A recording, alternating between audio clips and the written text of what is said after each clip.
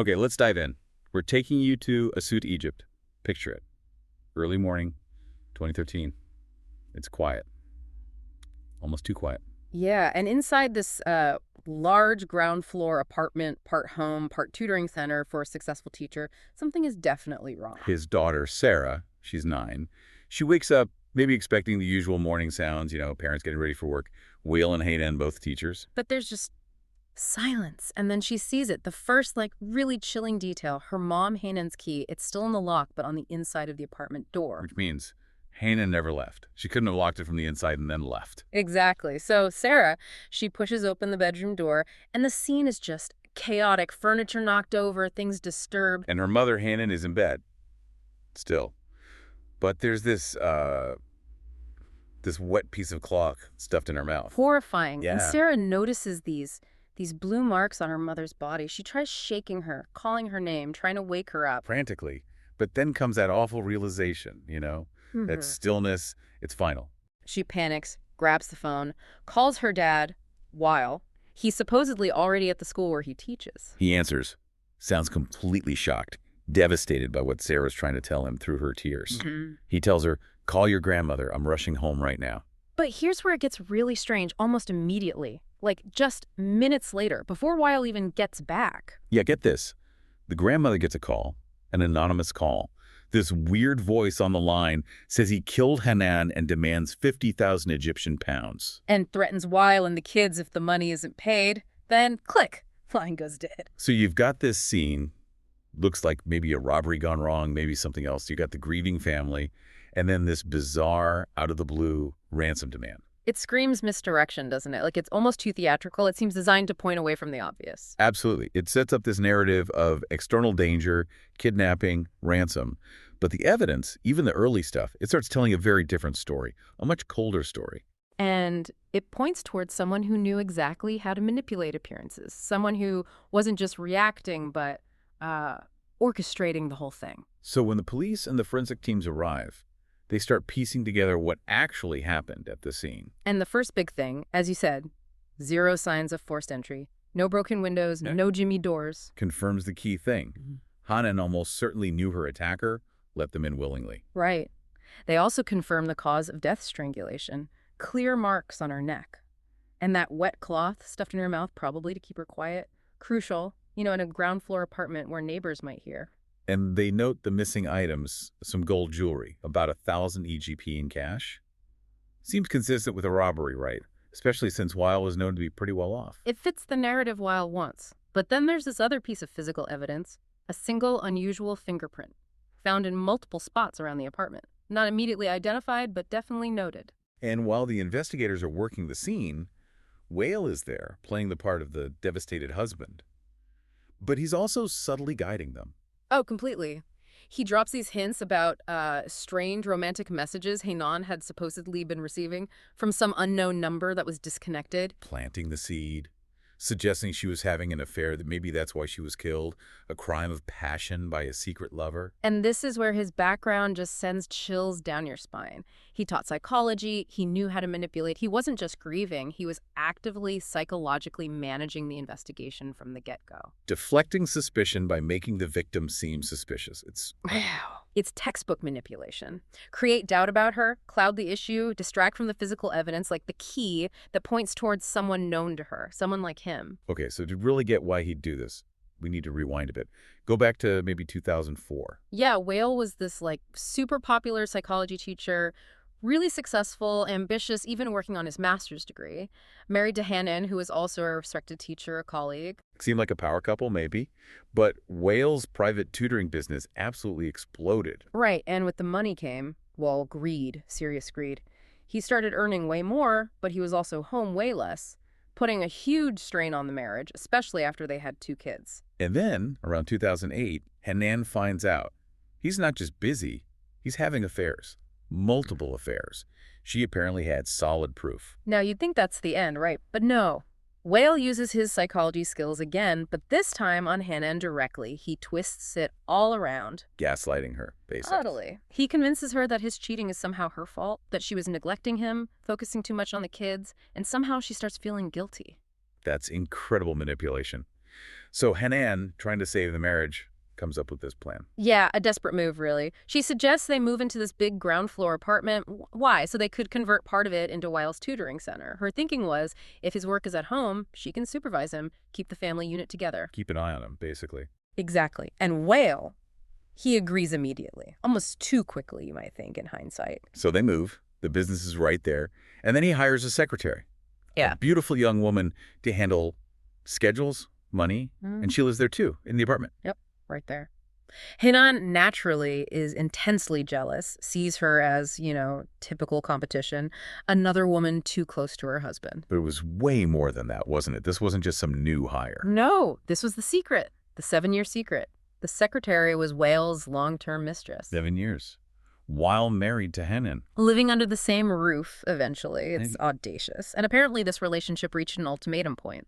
The secretary demanded he choose her or Hanan. But Wael, being Christian in Egypt, faced hurdles with divorce, right? And marrying his mistress wouldn't be simple either, culturally or socially. Correct. Divorce wasn't an easy option, especially if he wanted to maintain his reputation and, crucially, his finances. So faced with losing his mistress or potentially a messy, costly divorce, he saw a third option. Murder. Disguised as something else entirely. The cleanest option, in his warped view.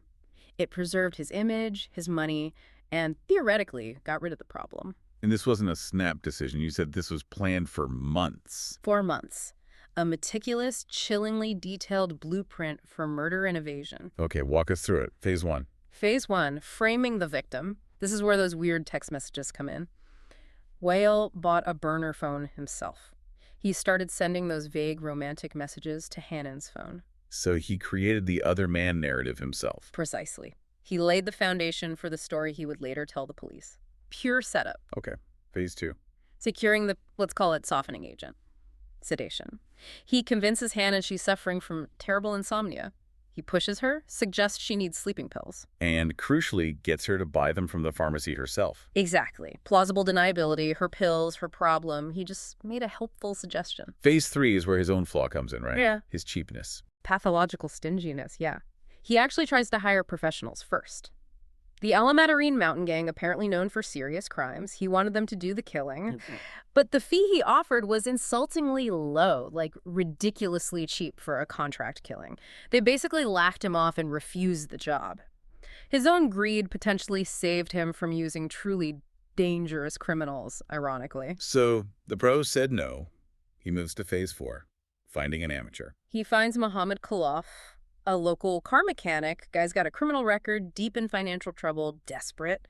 Wael approaches him, initially asking him to kill a friend's wife, trying to keep some distance. But Khalaf wasn't stupid. He suspected Wael was talking about his own wife, Hanan. Right, and that suspicion led Khalaf to do something Wael never, ever counted on. Something purely for self-preservation or maybe future leverage. What did you do?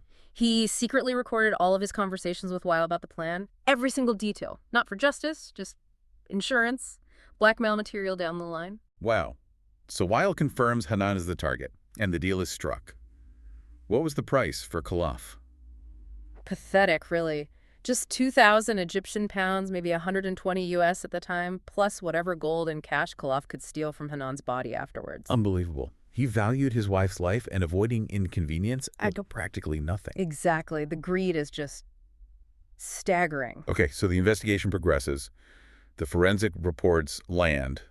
What do they confirm? They confirm the sedation. Sleeping pills were definitely in Hanan's system. Cause of death, strangulation, violent enough to fracture bone in her neck, and that wet cloth placed after she was already dead, post-mortem. To make it look like she was silenced during the act. Possibly, or just part of the staging. But the most chilling forensic detail, for me anyway, was the soap residue. Soap on her hands. On her hands, yeah. The investigators concluded the killers used soap like regular hand soap to lubricate her fingers and wrists. Why? To get the rinse off easily, her jewelry. Exactly. To calmly slide off her gold jewelry after she was dead. This speaks volumes about their mindset. This wasn't a frantic struggle. This was cold, calculated theft from a corpse, a business transaction almost. Just gruesome. Meanwhile, the police are digging into Wael's story for that morning, his alibi. And it starts to look, well, too perfect, almost staged. Phone records confirm Wael called Khalaf at 7:15 a.m., likely the signal to go ahead. Then Wael leaves for his day. But he doesn't just go to work, he makes stops. And at each stop, he makes a scene. He goes to a bakery and deliberately starts a huge argument about the bread quality. Loudly. Drawing attention to himself. Then he goes to a gas station and cuts the line, causing another commotion, ensuring people notice him, remember him being angry, being there. Creating witnesses, not just being seen, but being remembered. Exactly. And then he gets to school and does something completely out of character. He buys juice for his friends, which sounds minor, but Wael was notoriously cheap. People would remember that specifically because it was so unlike him. So, the conclusion is obvious. He wasn't just establishing an alibi. He was aggressively imprinting himself on the memories of multiple people at specific times and locations. Manufacturing proof he couldn't have been home. It was overkill. Too deliberate, too staged, and it raised red flags for the investigators. So they bring Wael in, detained, and what happens with Khalaf? Khalaf gets arrested too. And faced with the evidence, maybe seeing Wael wasn't going to protect him, he spills everything, immediately confesses the whole plot. And confirms the recordings exist. Confirms the recordings. The ace up his sleeve, the thing Wael never knew about. Suddenly, Wael's elaborate plan, his psychological manipulation, his perfect alibi, it all collapses, neutralized by greed and a cheap tape recorder. And then Khalaf drops one last horrifying detail about the morning itself. About Wael's own son. Yeah, this is just the coldest part. Khalaf reveals that during the murder, Wael's young son actually woke up, came into the room. While Khalaf was there. During or right after the killing. Right around the time, possibly just after. Instead of panicking, Wael calmly hid Khalaf, probably pushed him into a closet or bathroom. Then he turned to his son, told him his mother was just asleep, and gently sent the little boy back to bed. Minutes after murdering the boy's mother, he just lied to his child's face and sent him away. The level of detachment it's hard to comprehend. It really is. Using his understanding of the human mind, of psychology, not to heal or help, but to commit such a calculated, depraved act against his own family. You have to wonder, was he just a meticulous planner who made a fatal error with Khalaf? Or was this the act of a true psychopath, where the planning itself was part of the thrill, but empathy and consequence were just absent concepts? He thought he'd covered every angle, didn't he? The ransom call at Red Herring, the fake affair narrative, the rock-solid alibi. Every angle except the human element he couldn't control. Khalaf's desperation and suspicion, and the simple fact that technology, even just a basic audio recording, could preserve the truth.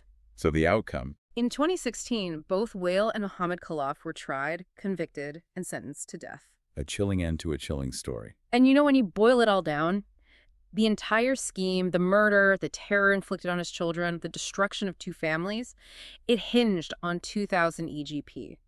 That tiny sum Khalaf was promised, plus some stolen gold. It makes you think about value, doesn't it? The value Wael put on his wife's life versus the cost of his own pathological stinginess. Absolutely. What if he hadn't been so cheap?